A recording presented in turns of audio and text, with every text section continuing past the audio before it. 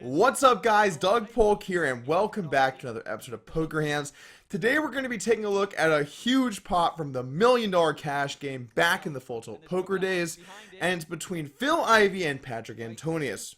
But before we jump into that, I am playing the WPT Bay 101 today, so if you want to see what the status on that giveaway is looking like, you can follow along on Instagram stories at Doug Polk Poker. Alright, let's go ahead and jump into the hand. And here comes Brian. Looks like a deep reach. And then a change of plan. He calls with the 8. Gives me that tingly feeling inside when these three players play a pot. The pre-flop action in this hand's pretty simple, and everyone plays their hand fine. The action opens with Ivey in the cutoff raising up pocket jacks, Antonius deciding to flat with ace-10 off on the button, and Brian Townsend, the small blind, deciding to call with 8s as well, and we take a three-way flop. Wait for her to use the bathroom and sneak some money under the table. What a flop. Oh, wow, this is it. What a flop here. We've got ace, jack board here. Ivey has flopped, bottoms full, and Patrik Antonius has flopped trip aces. And both these players are very deep. Each player has over $400,000. When I moved to Vegas in '93, the big game. You know what? I learned a lesson from a prior episode of Poker Hands. Let's run that clip back how I know you guys would like to see it. When I moved to Vegas in '93, the big game was The pot is only $12,000. I'm willing to bet it's going to go up at some point in this hand. That was the biggest game. Probably a good assumption. Chip came down for that game. And then it was a big deal when we kind of kicked it up to 8 and 16, and that was kind of the regular 15. game. Patrik Antonius re-raises, puts it to 15,000. You know, obviously, Patrik Antonius cannot beat ace king, ace queen, or ace jack. We're like the pros and the Little does he know that Ivey's got together on a regular pocket I'm jacks. always gonna be, And the pot is $27,000. And Ivey's, his eyes are just lighting up here. Just trying to figure out, how do I maneuver this pot to make as much as I possibly can? But I mean, you know, they used to 50 play. so. They were playing like 1-200. And he is going to re-raise right away. He makes it 50 total. He was just trying to launder money. Tipping away. Phil Ivey not going to wait I heard he to was- build this pot up.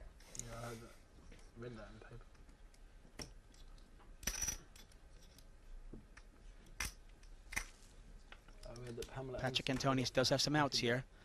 He can catch an ace or a 10.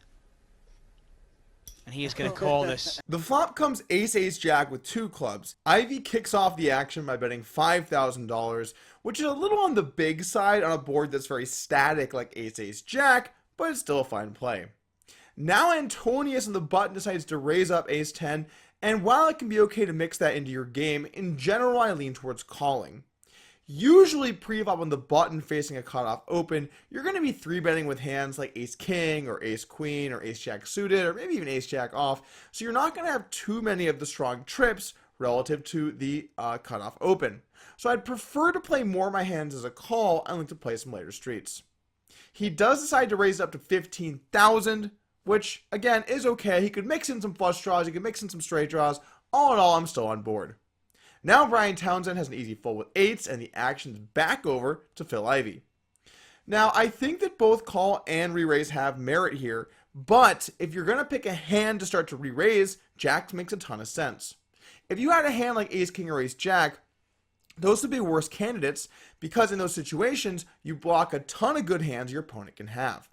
With jacks, it's still much more likely your opponent has an ace because you don't block either of the remaining aces in the deck, meaning they have a lot more combinations of good hands. So if you're going to have a hand that wants to bet 3-bet here on the flop, jacks makes the most sense to do it. Now, as far as balancing your play, you're going to have to also maybe pick a couple hands out, like maybe a hand like Queen 10, which could block some of the trips your opponent could have, or maybe a hand like a flush draw that has some equity when your opponent just has 3 of a kind, but you're going to have to work that into balancing your game. I will say, if you're going to do this strategy, I think he decided to bet a little too big. I'd prefer to see a slightly smaller size, more like 35 or 40,000, because when you're bluffing, your opponent's going to have trips way more often, and so it makes sense for you to pick a smaller price in these static situations. There are not a lot of draws here, so you don't have to be too worried about that. Anyway, Phil Ivey does make it 50K, and the action's back over to Antonius. When you raise this flop up and you have three of a kind, you're generally going to be obligated to call the 3-bet pretty much no matter what. Because you're going to have some bluffs that are going to have to fold, you're going to have some, straight draw hands, maybe a few weak flush draw hands, and those hands have to get out of there anyway. I'd still continue with a couple flush draw hands, like maybe the nut flush draw, or maybe a combo like queen 10 of clubs kind of hand. But in general, when you have trips and you raise and you get 3-bet, you're going to have to flat and look to play some turns. Antonius calls, and let's take a turn. Is already $107,000. The turn is the 5 of diamonds. That's a great card for Phil. He can be pretty certain that Patrick's not re-raising him with ace-5.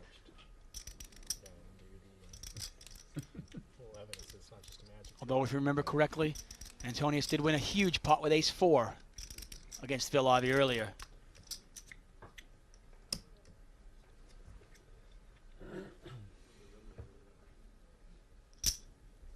$100,000.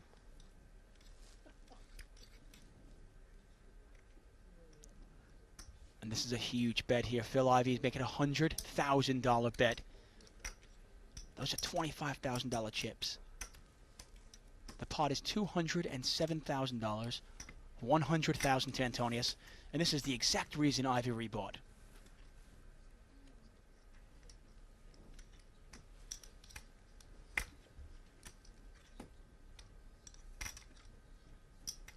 Well, that $100,000 bet is really going to confuse Patrick. He doesn't know whether he's up against an ace-king, an ace-queen. He tried to find out with the 15,000 bet.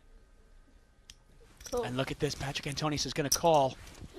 The turn comes in offsuit 5, and Ivey elects to bet $100,000, which is almost a pot-sized bet. Now, in this situation, I think it makes sense for Ivey to continue to barrel and hope his opponent does have a hand like an ace and is willing to pay him off. Also, if he had a hand like a flush draw or a straight draw and wanted to continue bluffing, this allows him to do so by having good hands like pocket jacks. Over to Antonius, and now the situation's getting a little more complex. When he does call the flop, he now can fold about half of his hands on the turn, given how big Ivey is betting. Now, of those hands, I think that you might want to fold some of the weaker aces and call with the stronger ones, like ace-9, ace-10, and ace-queen. Those hands will improve to stronger boats overall, particularly ace-queen, which can improve to the nuts. Now, I don't know exactly how he's playing pre-flop, which might make him feel he has to call more often with ace-10. If he is 3-betting ace-queen, ace-10 is one of his best 3-of-a-kind hands that he can have here. So, in general, you're going to be folding some of those flush draws that you decide to raise with, definitely folding any straight draws if you decide to call them. You're going to be folding like just the nut flush draw. Basically, the only draws I'd look to continue with here are probably hands like, combo flush draw, straight draw type draws. And I know those hands have no equity against a full house, which Ivey is, sort of representing that, or maybe ace king. But the thing is, if you don't float with a couple hands like that, then you're not going to be able to have bluffs when check 2 on the river, and you always want to be able to work in some bluffs. So, when Antonius does decide to call, I think that it's okay. He should certainly look to fold a few of his aces, maybe some middling ones if he has those in his flop raise range. But it is important to note that you don't always have to call with all of your trips here, because if you always do, your opponent can exploit you by just value betting huge, as Ivey's doing here with pocket jacks. Anyway, Antonius does decide to call, and let's take a river. It's a queen. It's a queen. It changes nothing, and for once, Ivey has not gotten unlucky. Might scare him a little, though, that queen. Of course. Remember, right now, they're all talking at the start of this hand. Now everyone's watching. This pot is 307,000, and it could be getting bigger. Phil Ivey trying to think, how much can I bet here?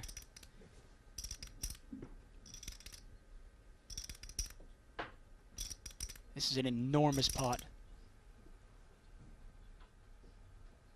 This could really sort him out. And look at this. This is the bet. It's $225,000. Phil Ivey has just bet $225,000. This pot is over $500,000. The river comes an offsuit queen, which is not a brick here for Phil Ivey. It's certainly possible that on the button, Antonius flatted a hand like ace-queen off, even though he's almost for sure going to 3-bet ace-queen suited. Ace-queen off is a hand that you can mix between both lines, which gives him a bunch more full houses than just ace-jack or ace-5. So in this situation, Ivey should be a little aware of the fact that's going on, but it also comes down to how much does Ivey know about Antonius. Let's say you played someone and you felt very confident that they would almost always be 3-betting a hand like ace-queen preflop, then it's going to make sense to want to barrel this card aggressively because you can still have hands like ace-king or ace-jack or jack-jack. All of those hands still make sense to be barreling if you decide to 3-bet the flop, and so this card isn't nearly as scary. But if you don't have a good grasp on your opponent, this is a card they're certainly going to improve to having a very strong hand often. Ivey ends up deciding to fire out 225,000, which is a good-sized, healthy bet here on the river of around three-fourths the pot. Over to Antonius, and he's got a pretty tough decision to make. I will say this, if I raise the flop and my opponent 3-bets me, I'm certainly going to continue by calling with all the hands that I can have. So if I decide to raise a hand like ace-jack, or ace-5, or ace-queen, I'm certainly putting all of those hands into this line. That, combined with the fact he has 10 of clubs, I think this is a pretty easy laydown. You really want your opponent to have clubs, and I'm not saying it's very likely Ivey's bluffing here. Personally, I don't know what he's up to. But what I can say is some of the most reasonable hands that Ivey could choose to bluff with would be a hand like Queen 10 of clubs, or 10-9 of clubs, or 10-8 of clubs. Those are some of the best hands that Ivey could possibly be taking this line as a bluff with. By having the 10 of clubs, those hands don't even exist anymore. So if you're going to look at all your hands on the river, and you get here with a pretty strong range, ace-10 with the 10 of clubs could be one of the worst possible hands you choose to call with here. I mean, you might have a hand like Queen 10 of clubs that's worse, but in general, your hand does not have good removal compared to other hands. And I see this a lot in Poker Hands episodes where people are like, well, Doug, why are you getting so hung up on the removal of one card? Because here's why. You're going to have a lot of aces in this spot. You're going to have ace-10 of, not with a club. You're going to have lots of other ace-10, ace-9, those kinds of hands. And so if you're not going to think about the removal of the other card, then you're not going to be able to break your range down correctly. When someone bets this size on the river, you want to be continuing, a little more than half basically, because that way your opponent can't really bluff you. If you don't look at the full effect of the removal of your hand, then you're not going to be able to rank your hands in an appropriate manner. I think that's absolutely essential to play at a high level, and way less of like, he looks like he's bluffing or he's not bluffing, or no one ever bluffs here, or all that kind of logic that I see quite often in the comments. Think about all your hands and rank them in a way that allows you to call most appropriately against your opponent, and don't sweat if they are or are not bluffing. So in my book, we got ourselves a clear fold. Let's see if Antonius can lay it down.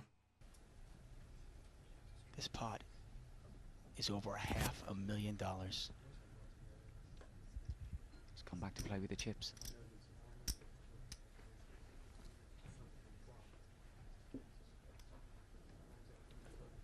Not much Antonius can beat here. But can he say goodbye to that big a pot?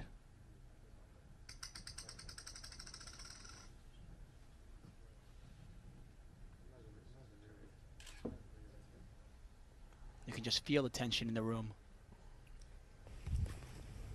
I call. Cool. He says call!